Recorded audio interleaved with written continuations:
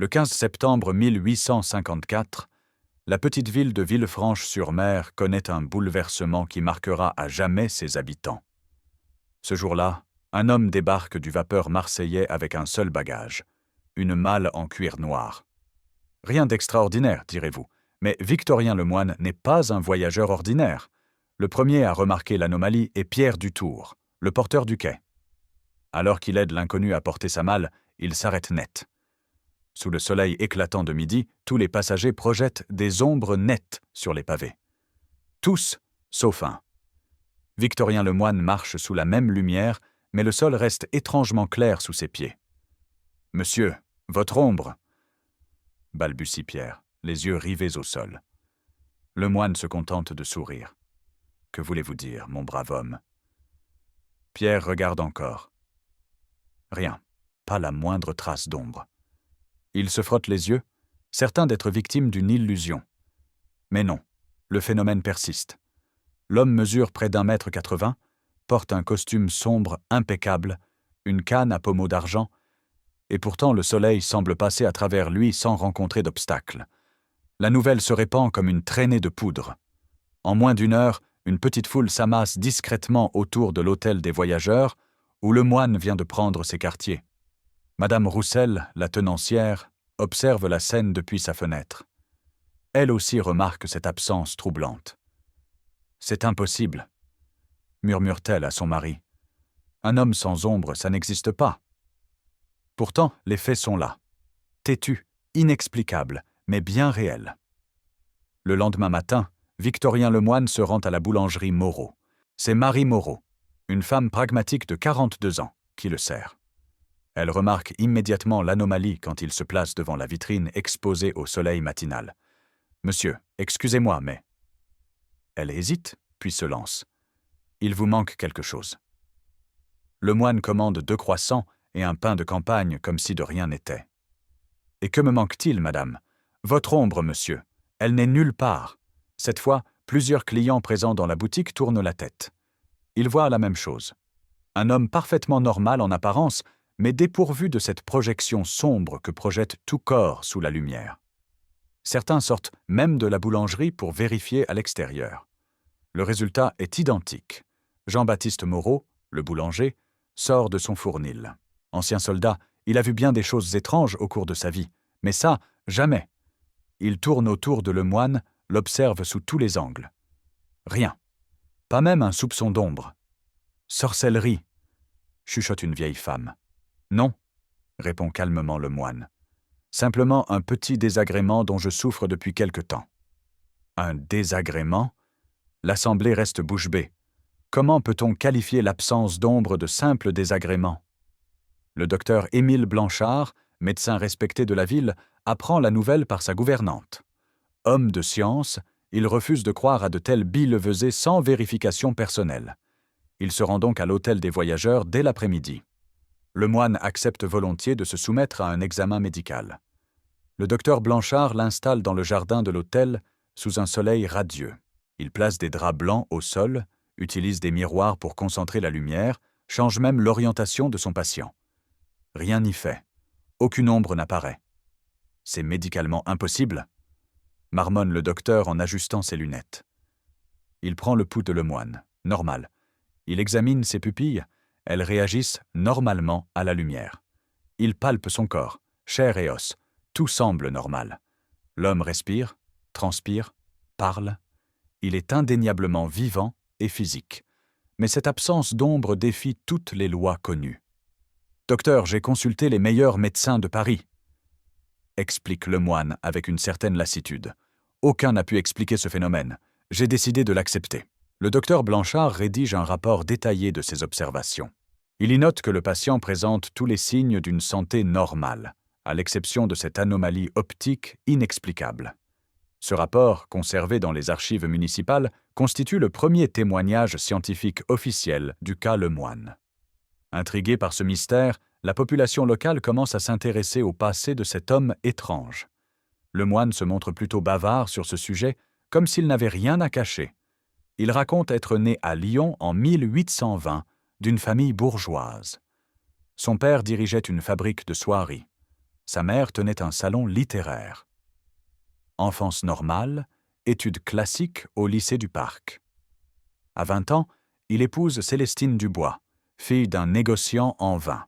Le couple a 2 enfants, Marguerite, née en 1842, et Paul, né en 1844. Tout bascule en 1852. Le moine travaille alors comme comptable dans l'entreprise de son beau-père. Un soir d'hiver, en rentrant chez lui, il remarque quelque chose d'étrange. Sous un réverbère à gaz, son ombre semble plus pâle que d'habitude. Il n'y prête d'abord pas attention. Mais les jours suivants, le phénomène s'accentue.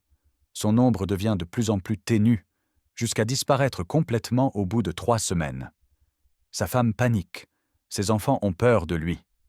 Les médecins consultés restent perplexes. « Ma femme a demandé le divorce », confie le moine au docteur Blanchard. « Elle prétendait que j'étais possédé par le diable. Mes enfants ne voulaient pas plus m'approcher. J'ai dû quitter Lyon.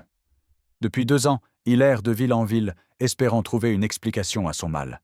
Il a consulté des médecins, des savants, même des guérisseurs. Sans résultat. La réputation de l'homme sans ombre dépasse vite les frontières de Villefranche. Le 28 septembre, un groupe de savants niçois se déplace pour étudier le phénomène. Parmi eux, le professeur Augustin Moreau, physicien reconnu, et l'abbé Fernand Gasquet, érudit versé dans les phénomènes inexpliqués. L'expérimentation a lieu sur la place du marché, en présence d'une centaine de témoins. Les savants apportent du matériel scientifique, télescopes, microscopes, prismes, miroirs concaves et convexes. Ils veulent comprendre pourquoi la lumière ne projette pas d'ombre autour de le moine. Première découverte stupéfiante. Les objets que porte le moine ne projettent pas d'ombre non plus. Sa canne, son chapeau, ses vêtements, tout semble absorber la lumière sans la renvoyer. Mais dès qu'il pose un objet au sol, celui-ci retrouve immédiatement sa capacité à projeter une ombre normale. C'est comme si son corps émettait une force qui neutralise l'effet de la lumière, note le professeur Moreau dans son carnet. Les savants tentent diverses expériences. Ils placent des bougies autour de le moine. Même résultat. Ils utilisent la lumière concentrée d'un miroir parabolique. Rien. Ils projettent même de la lumière colorée, grâce à des prismes.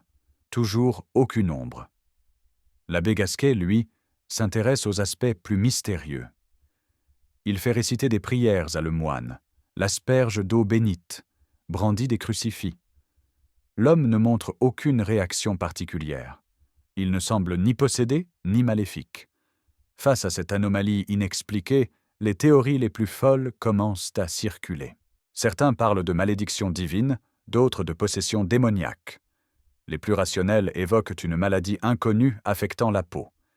Madame Giraud, la pharmacienne, avance une hypothèse médicale.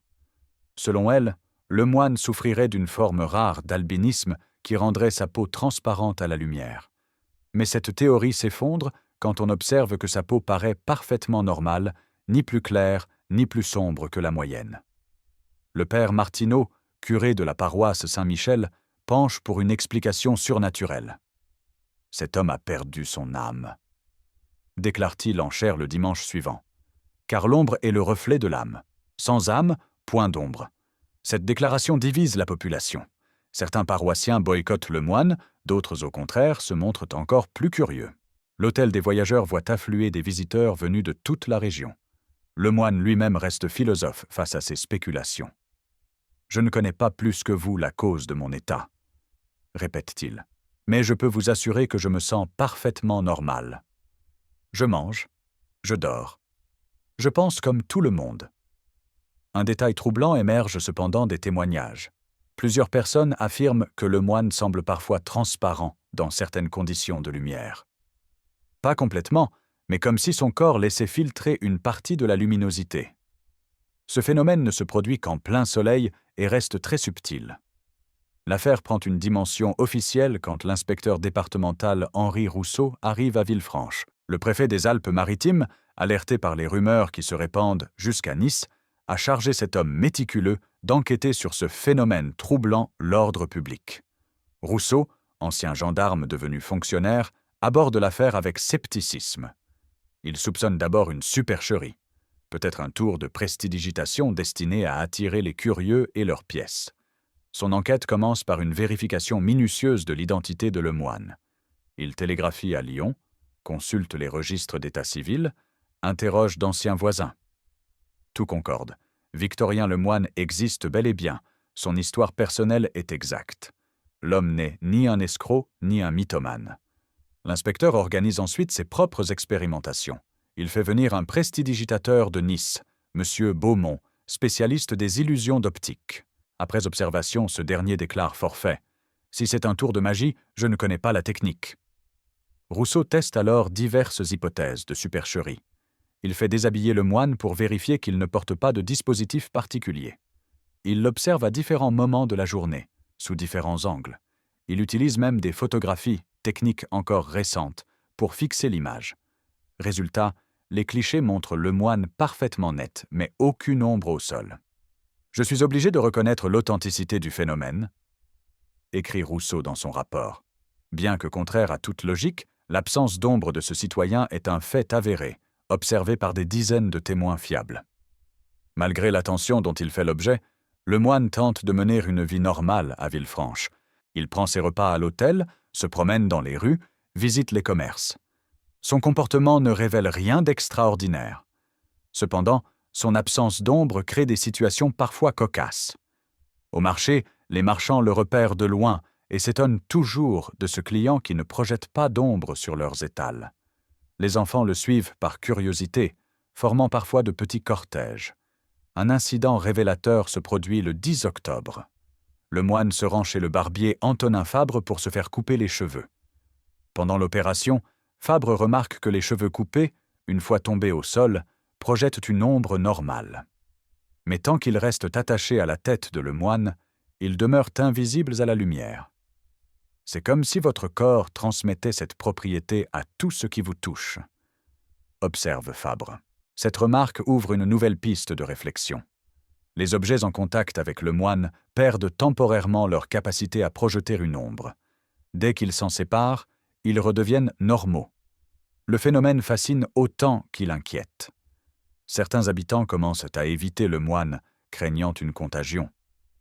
D'autres, au contraire, cherchent à le toucher, espérant bénéficier de cette protection contre leur propre ombre. La réputation de l'homme sans ombre attire bientôt des personnalités de premier plan.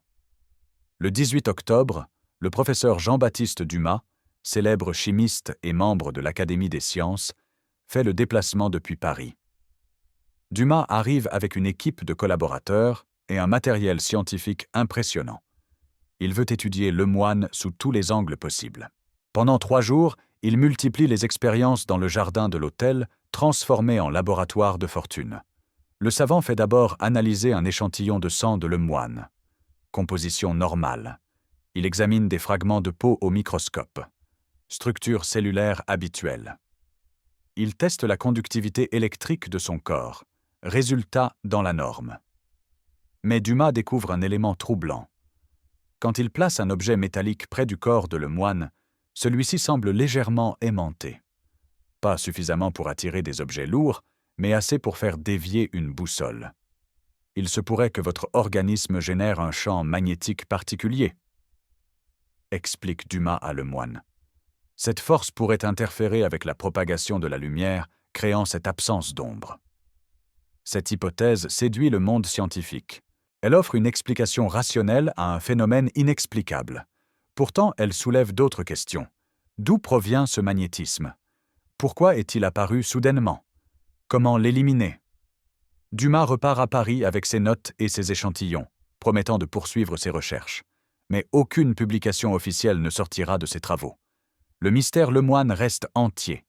Face aux rumeurs de possession qui circulent, l'évêché de Nice dépêche le chanoine Édouard Méric pour examiner le cas Lemoine d'un point de vue théologique. Cet homme érudit, spécialiste des phénomènes mystiques, arrive le 25 octobre avec une mission claire. Déterminer si Lemoine présente des signes de possession démoniaque. L'examen religieux dure 2 journées complètes.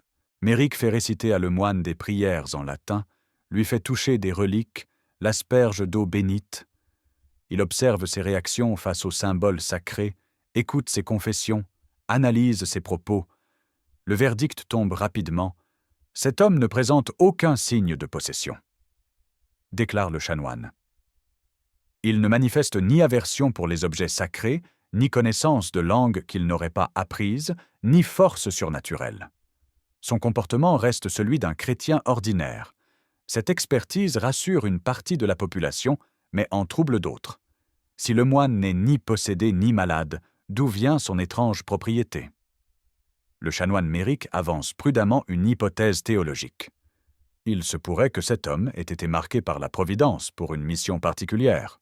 Dans les Écritures, certains élus reçoivent des signes distinctifs. Cette interprétation mystique trouve des échos favorables parmi les catholiques pratiquants. Quelques-uns commencent même à voir en le moine une figure quasi miraculeuse, un envoyé de Dieu marqué d'un signe particulier. L'affaire Lemoine transforme progressivement la vie sociale de Villefranche. La petite ville devient un lieu de pèlerinage pour les curieux, les savants, les journalistes. L'hôtel des voyageurs affiche complet. De nouveaux commerces ouvrent pour accueillir les visiteurs. Cette affluence crée des tensions. Certains habitants profitent de la manne touristique, d'autres se plaignent du dérangement. Des bagarres éclatent entre partisans et détracteurs de Lemoine. Le maire, François Giraldi, peine à maintenir l'ordre. Un incident grave se produit le 2 novembre. Un groupe de fanatiques religieux, mené par un certain Barthélemy Carle, tente d'enlever le moine pour le soumettre à un exorcisme sauvage. L'intervention de la gendarmerie évite le pire, mais l'incident révèle les tensions croissantes. Le moine lui-même souffre de cette situation. « Je ne désire qu'une chose, retrouver une vie normale », confie-t-il au docteur Blanchard. « Cette notoriété me pèse. Je regrette parfois d'avoir quitté Lyon. » Le médecin observe effectivement des signes de fatigue nerveuse chez son patient. Le moine maigrit, dort mal, montre des signes d'irritabilité. Le stress de sa célébrité involontaire affecte sa santé. Plusieurs thérapeutes proposent leurs services pour guérir le moine de son absence d'ombre. Le 8 novembre arrive un magnétiseur parisien, Auguste Bonnefoy, qui prétend pouvoir résoudre le problème par l'imposition des mains. Les séances de magnétisme se déroulent en public, dans la salle de bal de l'hôtel. Bonnefoy fait des passes au-dessus du corps de Lemoine, prétend canaliser des fluides thérapeutiques. Après chaque séance, on vérifie si l'ombre est revenue. En vain. Un guérisseur italien, Salvatore Benedetti, tente ensuite sa chance avec des herbes et des onguents. Il fait boire à Lemoine des décoctions étranges, lui applique des cataplasmes malodorants. Résultat identique, aucune amélioration. Le plus surprenant est l'arrivée d'un rebouteux local, Toussaint Morel, qui propose une thérapie par les sons. Selon lui, l'absence d'ombre résulte d'un déséquilibre vibratoire qu'il peut corriger en faisant résonner des diapasons près du corps du patient. Ces tentatives, bien qu'infructueuses, attirent encore plus de curieux. Villefranche ressemble désormais à une foire permanente où se côtoient savants, charlatans, journalistes et badauds. Le journaliste Paul Féval, correspondant du Figaro, arrive le 15 novembre pour réaliser un grand reportage sur l'affaire. Homme cultivé et observateur, il aborde le sujet avec l'œil critique du professionnel de l'information. Féval passe une semaine entière à Villefranche, interrogeant tous les témoins, assistant aux expériences, observant Lemoine dans ses activités quotidiennes. Son article, publié le 25 novembre, fait sensation à Paris et dans toute la France. « J'ai vu de mes yeux un homme qui ne projette pas d'ombre », écrit Féval. « J'ai vérifié, testé, douté, recommencé. Le phénomène est indéniable. Cet homme défie les lois de la physique telles que nous les connaissons. » L'article de Féval marque un tournant. Il confère une crédibilité nationale à l'affaire Lemoine. Des savants de toute l'Europe commencent à s'intéresser au cas. Des lettres arrivent de Londres, Berlin, Vienne, demandant des précisions. Mais cette publicité a aussi ses revers. Lemoine devient un phénomène de foire malgré lui. Des entrepreneurs proposent de l'exhiber contre rémunération. Il refuse catégoriquement, préservant sa dignité. L'article de Féval provoque un débat passionné dans les milieux scientifiques. Deux camps s'affrontent, ceux qui acceptent la réalité du phénomène et cherchent une explication rationnelle, et ceux qui dénoncent une supercherie collective ou une hallucination de masse. Le professeur Claude Bernard, sommité de la médecine française, se range parmi les sceptiques. Il est impossible qu'un corps opaque ne projette pas d'ombre. déclare-t-il à l'Académie de médecine. Ces témoignages relèvent de la suggestion collective. À l'opposé, le physicien Léon Foucault, inventeur du pendule qui porte son nom, exprime sa curiosité. Si ce phénomène est avéré, il révolutionnera notre compréhension de l'optique et peut-être de la matière elle-même. Cette polémique dépasse les frontières françaises.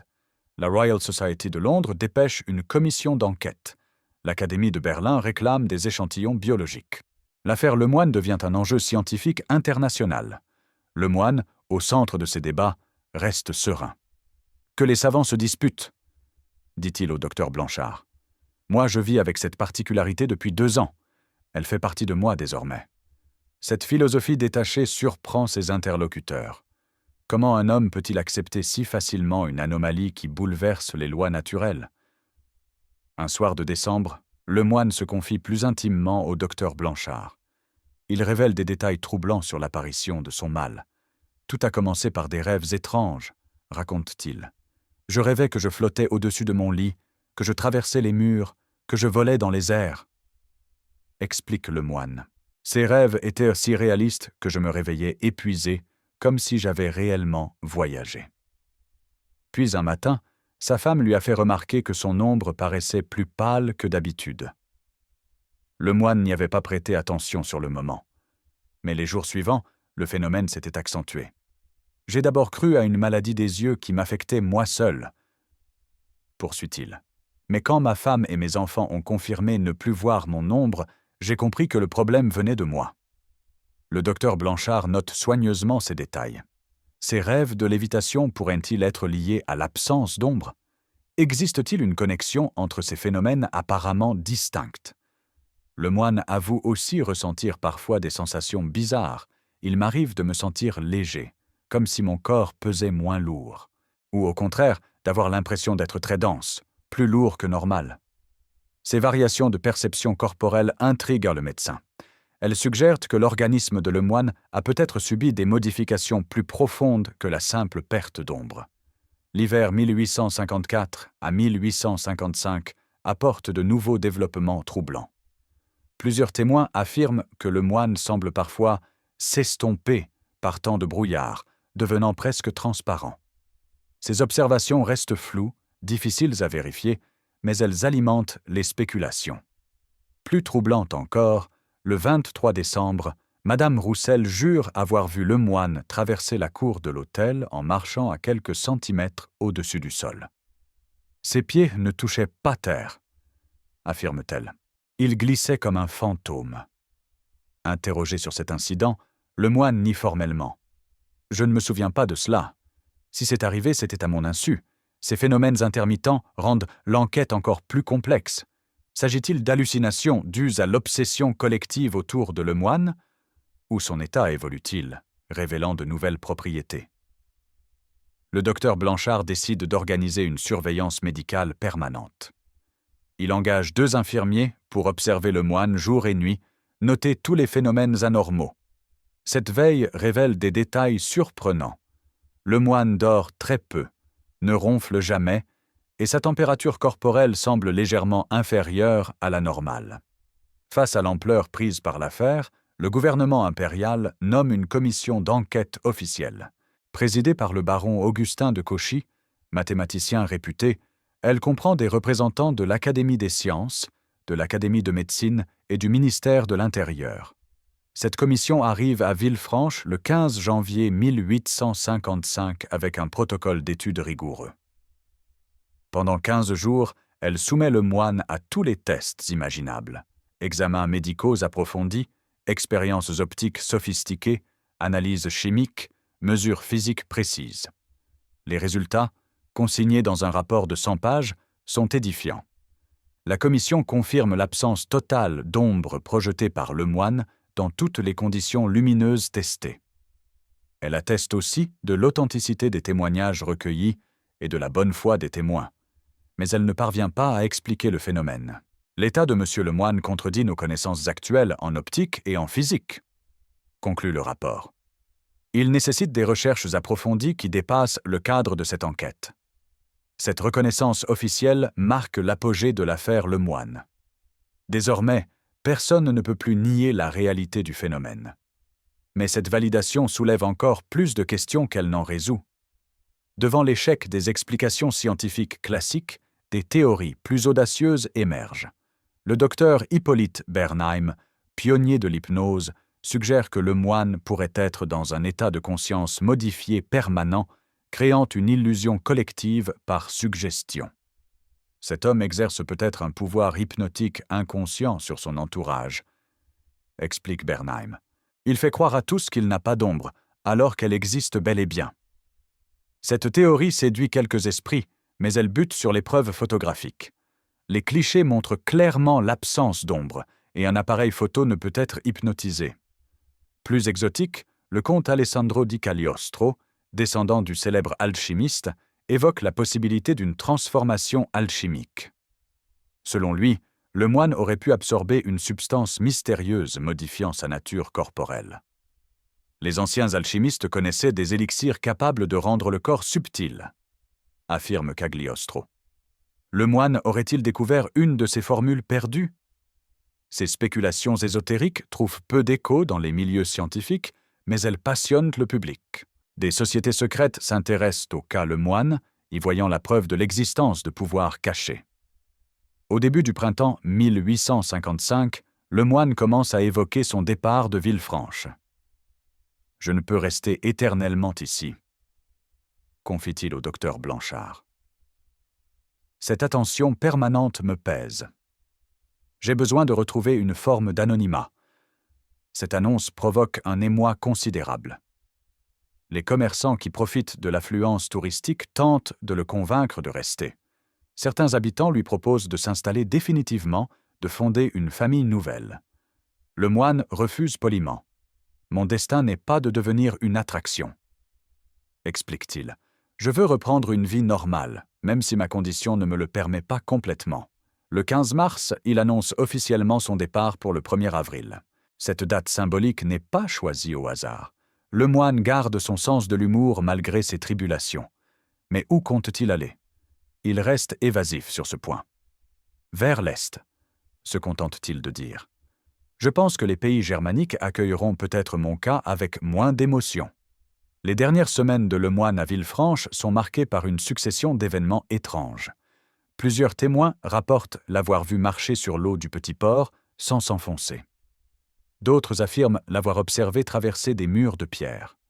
Ces témoignages, de plus en plus extraordinaires, divisent la population. S'agit-il d'exagérations dues à l'hystérie collective, ou l'état de Le Moine évolue-t-il vraiment vers quelque chose de plus spectaculaire? Le docteur Blanchard note dans son journal « Mon patient semble de moins en moins solide. Parfois, quand je lui serre la main, j'ai l'impression de ne saisir que du vent. Pourtant, il continue de manger, de boire, de converser normalement. Le 25 mars, un incident troublant se produit. Pendant un orage violent, le moine sort se promener malgré les intempéries. Plusieurs personnes l'observent depuis leurs fenêtres.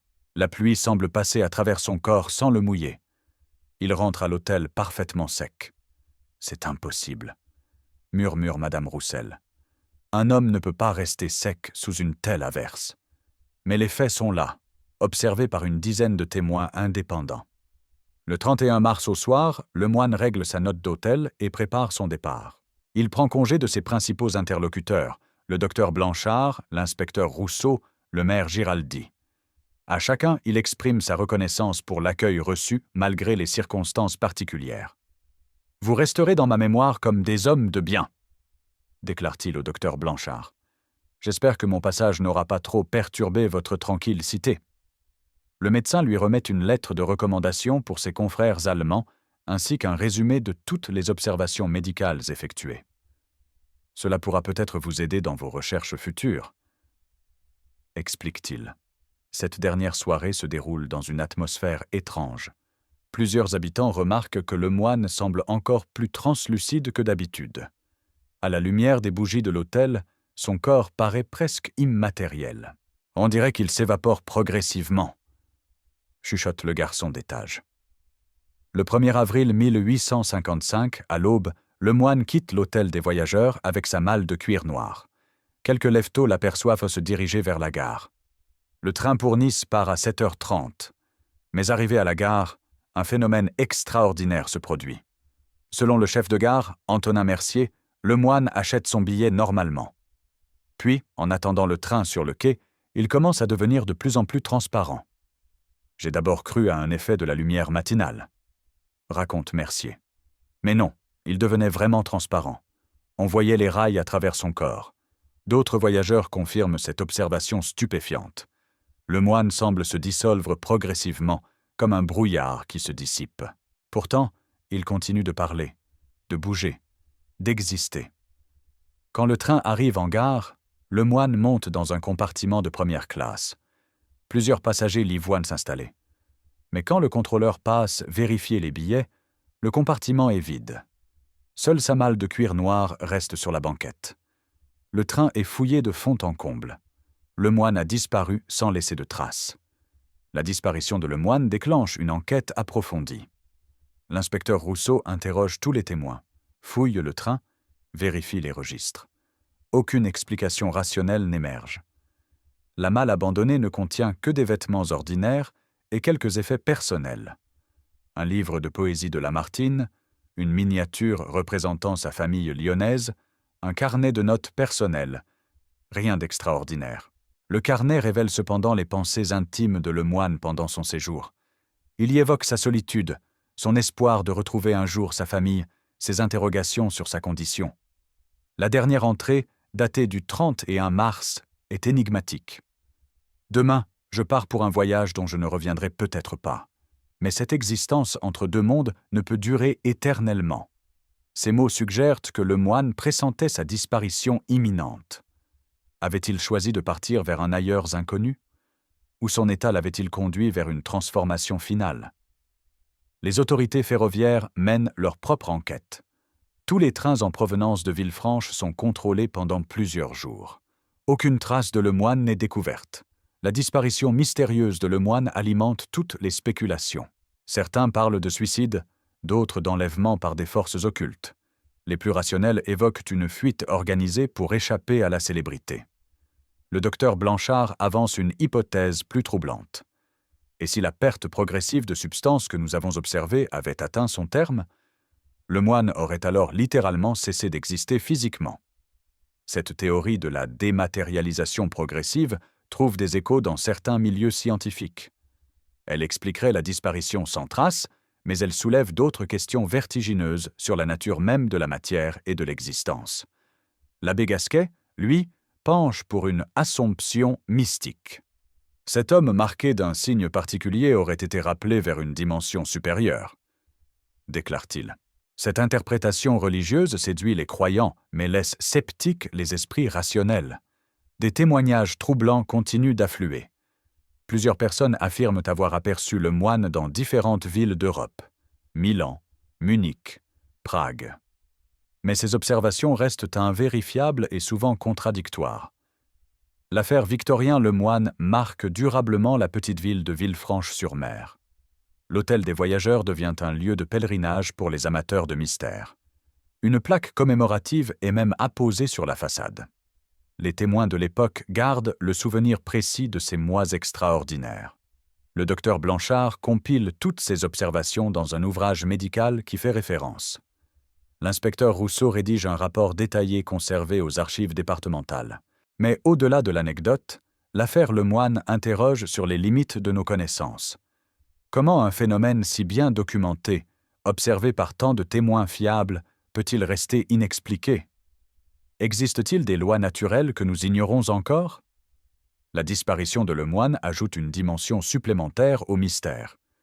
S'est-il vraiment dématérialisé ou a-t-il trouvé un moyen de disparaître volontairement? Cette question hante encore les chercheurs qui s'intéressent aux phénomènes inexpliqués. L'affaire Lemoine influence profondément certains scientifiques de l'époque. Elle les pousse à remettre en question des certitudes établies, à envisager des possibilités nouvelles. Quelques-uns orientent leurs recherches vers des domaines jusqu'alors négligés. L'optique non classique, les propriétés inconnues de la matière, les phénomènes de conscience. Le physicien Gustav Kirchhoff, spécialiste de l'analyse spectrale, s'intéresse aux implications théoriques du cas Lemoine. Si un corps peut ne pas interagir avec la lumière visible tout en restant matériel, cela révolutionne notre compréhension des radiations, électromagnétique, écrit-il.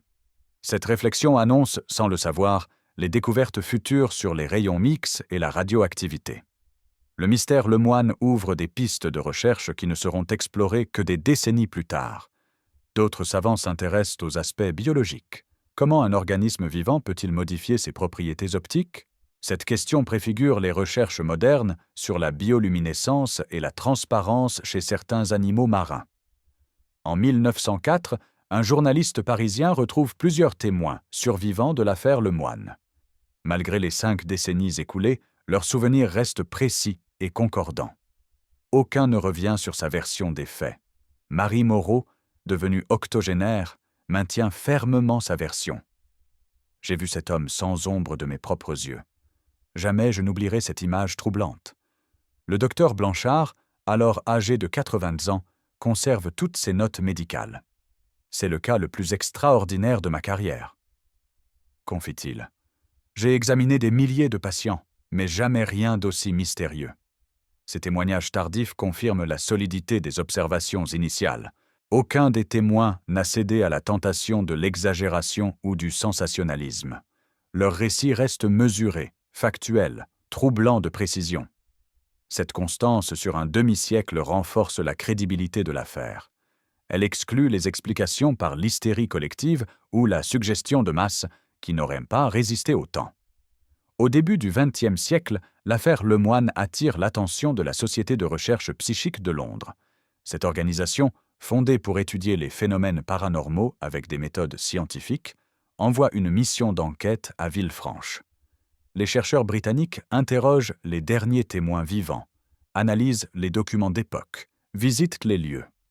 Leur rapport, publié en 1906, conclut à l'authenticité des témoignages sans pouvoir expliquer le phénomène observé.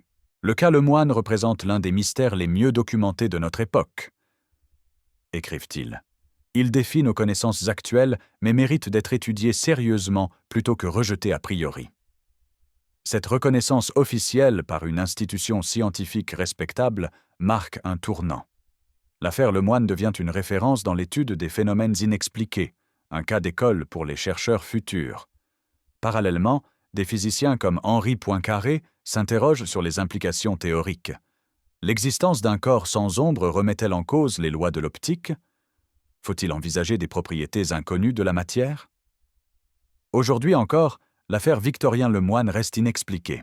Aucune théorie scientifique ne permet de comprendre comment un homme peut perdre son ombre tout en conservant ses autres propriétés physiques.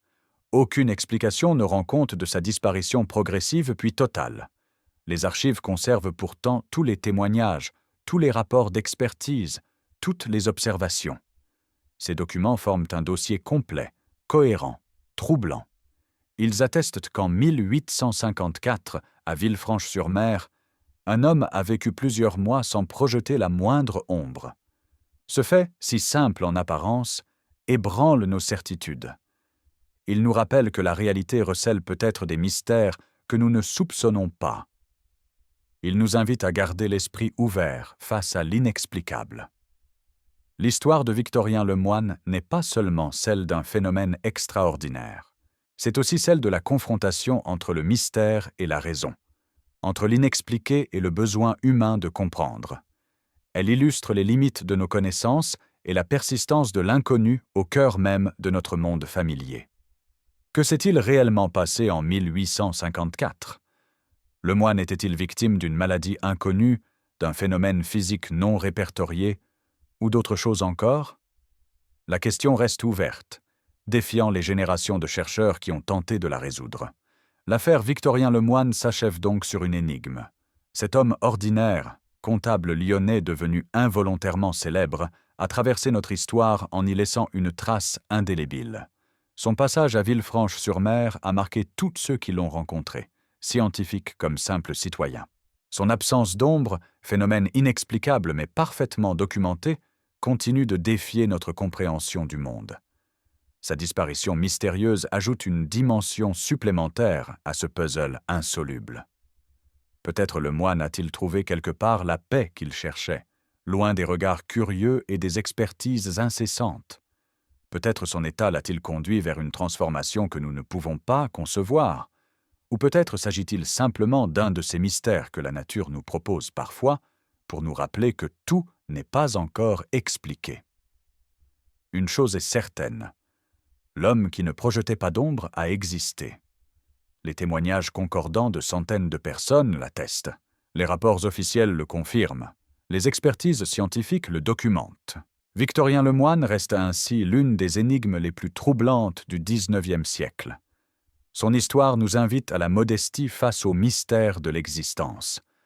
Elle nous rappelle que la réalité peut parfois dépasser la fiction et que l'inexpliqué fait partie intégrante de notre monde. Dans les archives poussiéreuses de Villefranche-sur-Mer dorment encore les témoignages de cette affaire extraordinaire. Ils attendent peut-être qu'une science future puisse enfin élucider ce qui reste pour l'instant l'un des mystères les plus fascinants de notre histoire.